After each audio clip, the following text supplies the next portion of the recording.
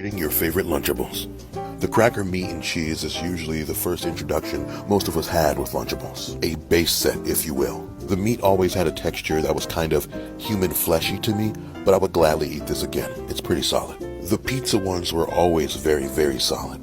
If you ate these consistently, you were most likely a kid who thought you were too good to eat the crackers and cheese one. That said, these are a few steps above the crackers and cheese. Pro tip, put it in the oven. You'll thank me later. I could not get jiggy with the nacho Lunchables. The proportions were totally off. You would get 7 chips while you'd get an entire pint of salsa or cheese. The proportions were too off for me. I could never get down with it. And then they decided to do the full sandwiches for like the big kid Lunchables, and this was a fail. You'd get soggy bread along with the human meat. No one wanted this. Rating your favorite frozen pizzas. Totino's party pizzas are an absolute classic, a staple almost. You bite into it and you're just hit with waves of nostalgia. They're so simple, but just Tombstone, the Undertaker's favorite pizza. I honestly didn't know that this still existed, but I remember the commercials vividly, and I feel like this is a pizza where the commercials were actually better than the pizza. It's just kind of average for me. I feel like people who eat freschetta are very extra and bougie. I feel like if you eat this regularly, I probably won't get along with you. I feel like DiGiorno hypes themselves up too much. Let me explain. With their marketing and their advertising, they hype themselves up to the fucking stratosphere just for you to go and buy it, and it's just a frozen pizza. You know what I mean? It's good pizza, but I mean, it's just not all that. Tony's is a lunchroom cafeteria legend. A lot of us have had more of these than we have our own mother's cooking. Rating your favorite chicken nuggets. For real this time. As always, McDonald's is that industry staple, that baseline if you will, but they're so unique at the same time. No one quite has a batter like them, and no one else quite has my heart like they do either. Very unique. Wendy's is very solid as well, but not quite as craveable as McDonald's in my humble opinion. But they're very solid, again. What the fuck do I look like eating a Burger King nugget? They give these away 10 for a dollar at 10 cents each. What are they made out of? They're made out of like wood chips or something. They're not going to my body. But with Chick-fil-A, it's literally all love. It's something about these that make you feel like everything's just gonna be all right. They're tender, they're juicy, they're served with a fucking smile. It's just all love, baby. I'm not going to pay $5.49 for a box of crust. Rating your favorite chips. Doritos are like a warm blanket on a cold autumn day.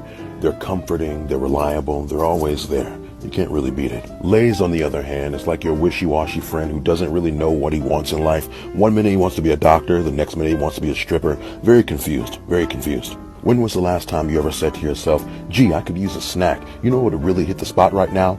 Fucking Fritos. You've never said that. Sun chips are usually that first step we all take into healthy eating, but the fucked up part is that you'll eat a double bacon cheeseburger and a shake, have these on the side and think you're doing better. They're tasty, but come on guy. Cheetos are like Doritos understudy. If Doritos are present, you're never going for these, but you'll damn sure have these over some weak-ass Lay's or Fritos. Pringles are too much work and disappointment for me. You have about half a tin of good chips, and then at the bottom you just have a wasteland of crumbs. I can't get jiggy with that at all. Rating your favorite fast food burgers. The Big Mac is extremely satisfying, from the double patties, the onions, the pickles, the special sauce, which isn't really special sauce, it's just Thousand Island dressing, but fuck it, let them lie to us, it's very good. I like it. The Whopper is like the papa of the fast food game for some reason. I know it's weird, but that's how I feel. That flame-broiled flavor for some reason really just hits me in the heart, and I feel like it's home. I've never seen a Rally's or Checkers employee smile, and I feel like it translates to their food. Have you ever seen a Rally's or Checkers employee smile? I'll wait. Five Guys is the epitome of pick something you do right and stick with it. They only have like 4 items on the menu and those random-ass peanuts, but damn it, it all smacks. Solid. In-N-Out Burger is extremely overrated, and stop bringing it up in my comments. You're not gonna find anything better than a Baconator. That's why they keep coming out with more Baconator stuff. Rating your favorite breakfast breads. People want you to believe that pancakes are like the alpha, the omega, the supreme ruler of all things breakfast, right? They're good, but I feel like they're oversaturated. You see them at every breakfast table, every breakfast buffet. Therefore, there's nothing special about them. They're just okay to me. On the other hand, French toast is almost like a delicacy. You don't see it anywhere near as often as you do pancakes, and you can get such a complex diversity of textures and tastes from a single bite of French toast that you don't get from any other breakfast bread, let alone pancakes. It's just far superior.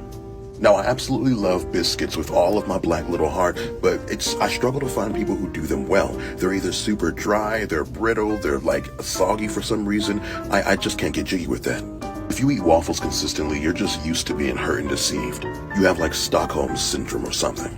You're getting less food per bite because of all of these little holes, and I refuse to be fucked by my breakfast. Rating your favorite cookies. Oreo comes out with a new flavor every 45 minutes, and I respect the hustle, but even with the good old chocolate and cream standby, you can't really beat it. Very solid.